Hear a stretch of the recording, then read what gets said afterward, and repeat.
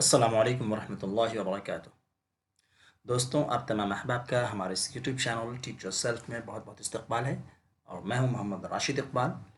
ایک بار پھر آپ کے سامنے یو جی سی نیٹ سے متعلق جو سوال جواب کا سلسلہ شروع کیا تھا اسے آگے بڑھاتے ہوئے سیٹ نمبر 29 لے کر حاضر ہوا ہوں۔ ٹھیک ہے دوستوں، چلیے شروع کرتے ہیں ہم آج کی ویڈیو کو۔ سوال نمبر 667، ابن نشاطی کا پورا نام اور ان کے والد کا نام کیا ہے؟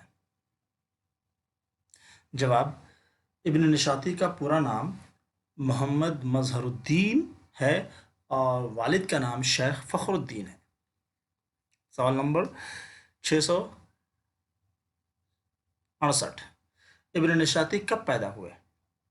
جواب: اندازہ لگایا گیا ہے کہ 1040 اور 1045 کے درمیان ان کی پیدائش ہوئی ہے۔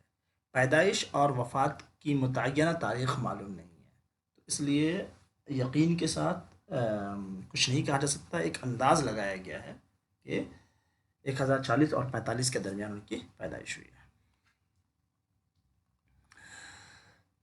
سوال نمبر 669، ابن نشاطی کہاں کے رہنے والے تھے؟ جواب: ابن نشاطی گولکنڈہ کے رہنے والے تھے۔ سوال نمبر 670، ابن نشاطی کس بادشاہ کے دربار سے وابستہ تھے؟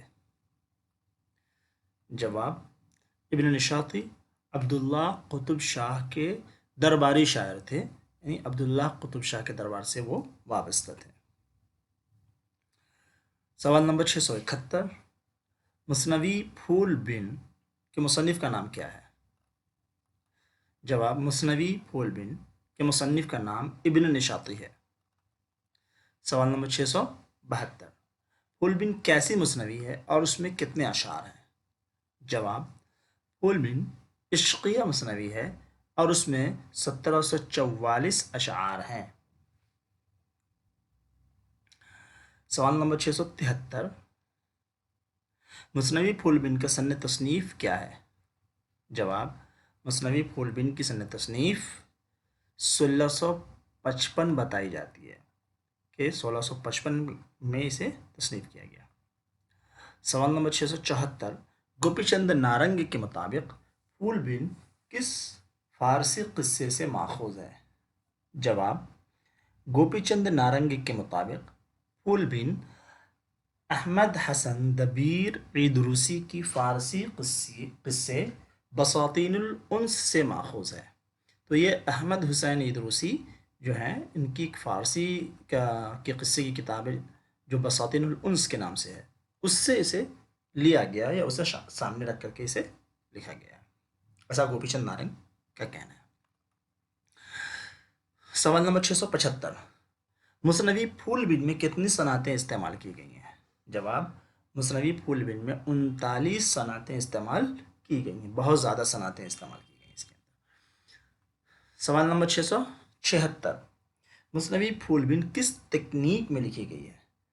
جواب: مثنوی پھول بن قصہ در قصہ کی تکنیک میں لکھی گئی ہے، کافی طویل ہے، قصہ در قصہ کی تکنیک میں لکھی گئی ہے۔ سوال نمبر 677، مثنوی پھول بن کے جواب میں کون سی کتاب لکھی گئی اور کس نے لکھی؟ جواب: مثنوی پھول بن کے جواب میں نیا درپن لکھی گئی اور یہ سید احمد خاں ہنر نے لکھی ہے۔ آگے سوال نمبر 678، مثنوی پھول بن میں کتنے قصے ہیں؟ جواب: اس میں 6 قصے ہیں، 3 مرکزی اور 3 تعارفی قصے ہیں۔ سوال نمبر 679، مثنوی پھول بن میں کنچن پٹن کا بادشاہ خواب میں کس کو دیکھتا ہے؟ جواب: مثنوی پھول بن میں کنچن پٹن کا بادشاہ خواب میں ایک درویش کو دیکھتا ہے۔ سوال نمبر 680، کشمیر کے بادشاہ کے دربار میں مالی ایک ایسا پھول لاتا ہے جس پر ایک کالا بلبل عاشق رہتا ہے، اس میں بلبل کون رہتا ہے یا کون ہے؟ جو اس پھول پہ کالا بلبل عاشق آتا ہے تو وہ بلبل دراصل کون ہے؟ جواب، اس قصے میں بلبل جو ہے وہ ختن کے سوداگر کا بیٹا رہتا ہے جسے جادو کے ذریعے بلبل بنا دیا جاتا ہے۔ آگے کچھ سوال یونٹ نمبر 5 سے۔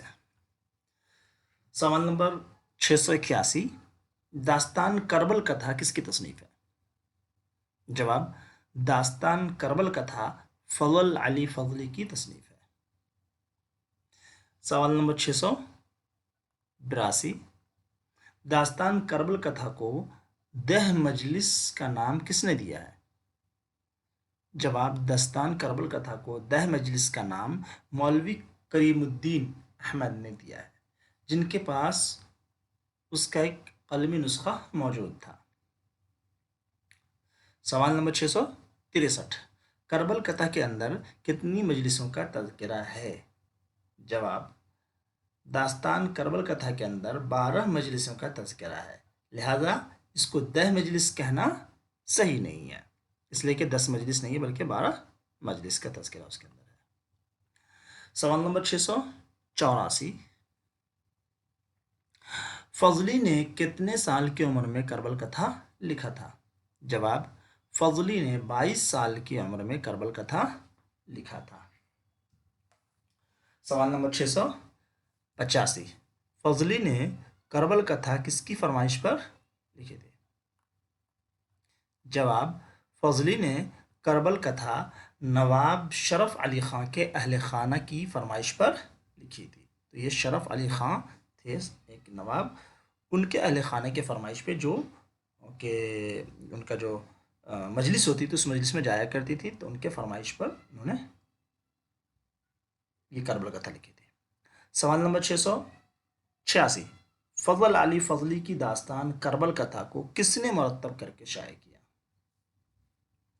جواب، کربل کتھا کو مالک رام اور مختار الدین احمد نے مرتب کر کے اکتوبر 1965 میں شائع کیا تھا۔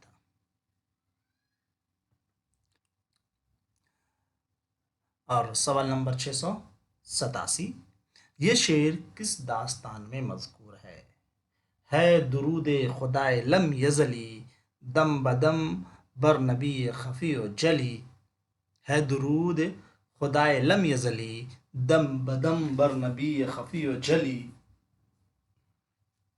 جواب، یہ شعر داستان کربل کتھا میں مذکور ہے۔ تو ٹھیک ہے دوستوں، آج کے لیے اتنا ہی، اور وہ احباب جو ہمارے اس ویڈیو کو پہلی مرتبہ دیکھ رہے ہیں ان سے درخواست ہے کہ اس کی سابقہ ویڈیو کو آپ ہمارے چینل پہ جا کر پلے لسٹ کے اندر دیکھ سکتے ہیں، جو کہ کوشچن آنسرس کے نام سے بنا ہوا ہے۔ سابقہ ساری ویڈیوز جو سوال و جواب پہ مبنی ہیں، ہم نے انہیں ایک جگہ جمع کر دیا ہے، بآسانی آپ ایک ساتھ ایک جگہ دیکھ سکتے ہیں۔ اور جنہوں نے چینل سبسکرائب نہیں کیا پلیز وہ سبسکرائب کر لیں، اور اس ویڈیو کو زیادہ سے زیادہ لائک کریں، شیئر کریں۔ اوکے، خوش رہیں، اپنا خیال رکھیں۔ السلام علیکم ورحمۃ اللہ وبرکاتہ۔